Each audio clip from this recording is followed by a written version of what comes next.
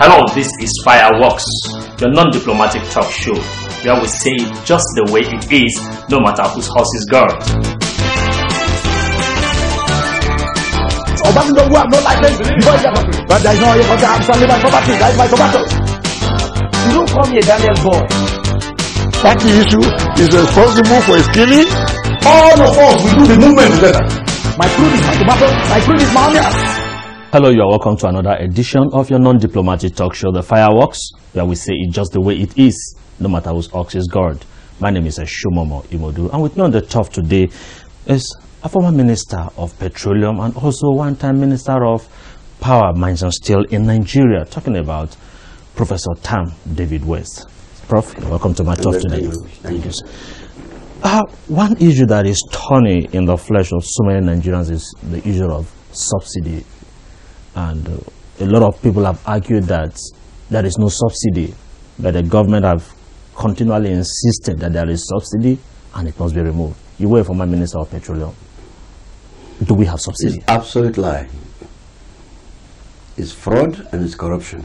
I first wrote my article on this in 1996, published in the Vanguard. I called it Sabotage Theory of Refineries. Sabotage theory. Sabotage theory. I come to that. Now, this whole thing started when they killed the refineries. I was minister under Buhari, appointed me exactly 18th of January 1984. And I take it as the act of God. I didn't know him before. But fortunately for me, he appointed me to the Minister of Minister of Petroleum and Energy, Chairman and NNPC of Directors, and Chief Executive. The last was even a unique thing, but the NNPC Act had to be changed. And to cut a long story short, fortunately for him, Buhari was also oil minister before. Before you, yeah. Before me, under Murtala Mohammed, when was the military leader. And became head of state. Now here's a situation where both Buhari and myself are constantly said there is no subsidy. Even when he was a military man, no subsidy. No. Even when I was with you, there was no subsidy. So where did we import this cliche of subsidy? Now, it started after Buhari. They destroyed the refineries. Now, when you say they, who are A they? cabal of few people, they are not up to a dozen people. The faceless cabal? They are faceless because they don't want that. We know them. They know them. But they cannot do that without the cooperation of the government in power. Oil is so important for Nigerian state, the nation. If you want to destroy Nigeria, it destroyed oil installation. Nigeria is finished. Oil makes up at least 85% of Nigerian annual budget. It makes up at least 95% of everything you have abroad. So how can somebody joke with something like that? It's like a prodigal son toying with the heirloom left to him by his parents. So oil is important. Now, I keep on talking about General Buhari. I don't know if they appointed me. There's nobody like him. I challenge them. Nobody has said Buhari is corrupt. But I said, you cannot fight corruption if you are corrupt. So they allow the refineries to go. Why did they do that? Now, then they got this cabal. We import fuel at international price. So the cabal came in as a result of importation of fuel? Yes, that's cabal. So which means there was no cabal when you were there? No, they cannot have cabal under Buhari. Now we smashed them. Now we used to have bunkering. Before 1984, I mean, Nigeria knew about bunkering. Nigeria was losing a lot of money through bunkering. When I became minister, there were 18 registered bunkers, official bunkers. We had over 1,000. Bunkers is stealing your money, your oil. So you registered them? No, before we came, they have got 18 registered official bunkers that can carry bunker fuels, vessels. But during the time of Shagari, and before that time, there were over 1,000 illegal bunkers, and nobody fought them. When we came, we fought them. I'm giving you an example. So we fought bunkers stopped. Now, what strategy did you use to fight bunkers? If you are corrupt, you cannot fight corruption. Buhari was ruthless because he wasn't corrupt.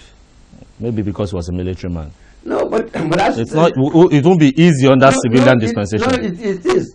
You see, what corruption is a moral issue. Every person has a moral conscience.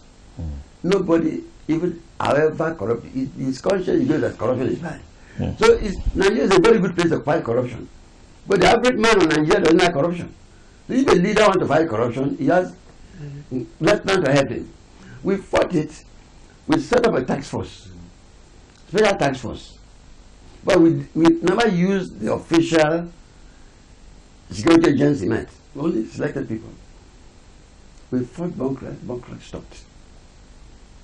We're doing about $3 million every day. Bunkering stopped.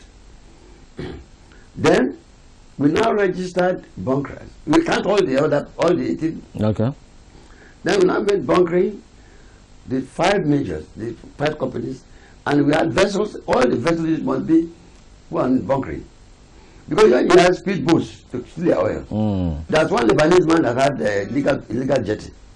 He bragged in Port Harcourt Club that we cannot get him. He destroyed the jetty. He ran away from the country. So coming back here, when Buhari left, then the other thing I did, that Buhari refused.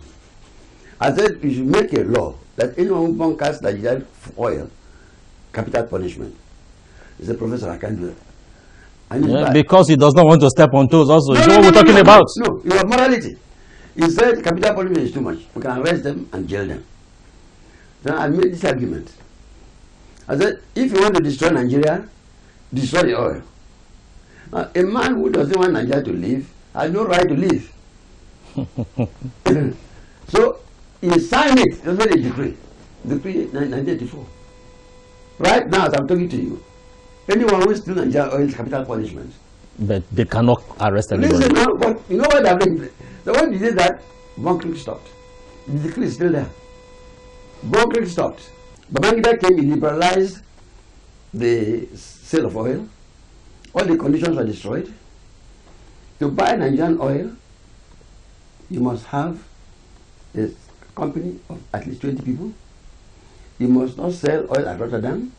You must have refinery or get a contract with a refinery of at least 10 years. You must have a establishment of 10. Those were the laws that you set in place. Yes. But when he came in, he destroyed all that. Now, why do you think he did this? What was he trying to drive at? That's what we have got now. They liberalize it, make the conditions cheap so that the corruption can come in. And not only that, to buy Nigeria, that is important. When you want to come, you must deposit with us. 3 years audited account of your company. They will send it to our secret consultants to check on their company. When they say yes, then you come and sign. But the day I come, you are going to deposit. And when I arrived, when I came for 1 million naira, 1 million naira non-refundable deposit with us. Non-refundable. Non-refundable. We're just applying. But then I changed it to dollars. You know why? At that time, $1.5 million was 1 million naira. Exactly. So Nigeria was getting more. And what I'm saying is that not only the oil was destroyed, the naira was destroyed.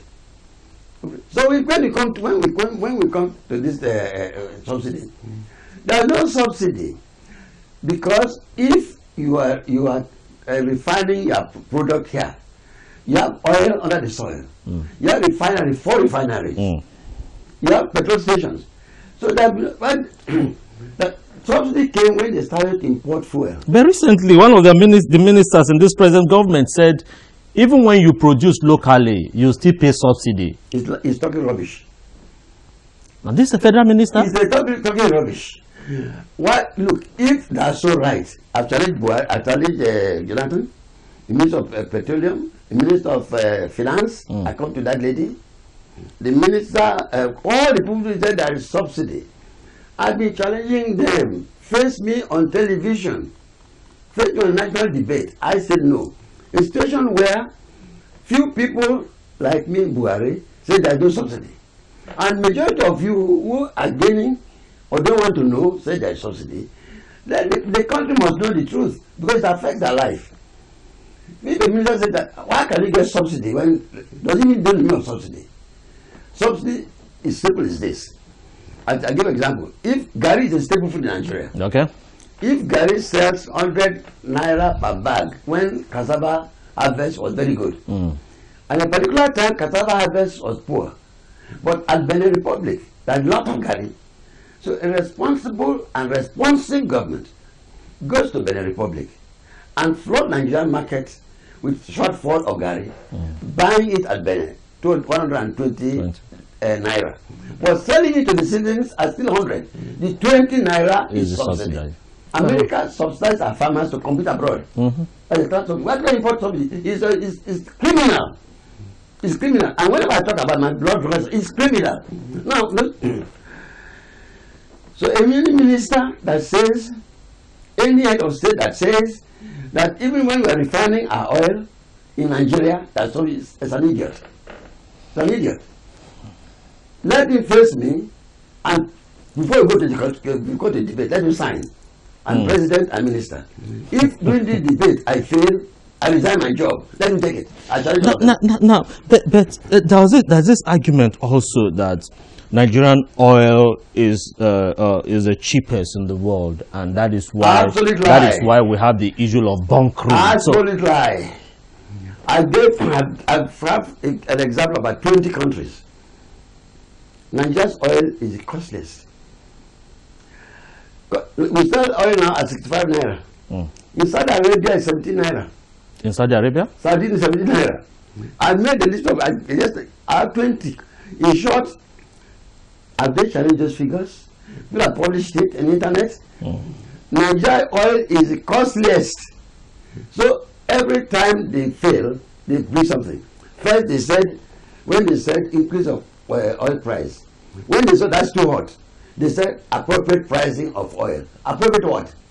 Now then they talk about oil is the cheapest, so they're smuggling it. It's a lie. But Prof, you were once in government, yes. And you know, sometimes when some of us that have never been in government, when we look at things, we don't see it in the holistic point of view that those in government see it.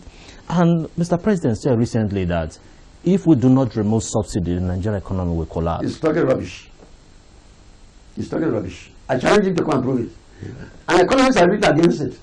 So I don't know what premise he said that. He must have been advised by his ministers. Listen, Machiavelli said in a book, The Prince, but change the prince to a leader president. For a leader to be properly advised, wisely advised, he himself must be wise. If you are not circumspect, with the fact with your PhD, and you can listen to this rubbish, how can Nigeria economy collapse? Something doesn't exist. So you cannot remove what doesn't exist. I think going to study, it does not even exist. It doesn't exist. It doesn't exist. So where it doesn't exist? Then who is fooling who? The government in collaboration or coalition with the cabal fooling Nigerians. It doesn't exist. If it exists, I've been saying this, I've been saying this, when the president quoted him wrongly, that Buhari is supposed to, when he came to the president, now he is supposed to be, it's a lie. So look, they are joking with fire. You are going to do what is going to punish the common man.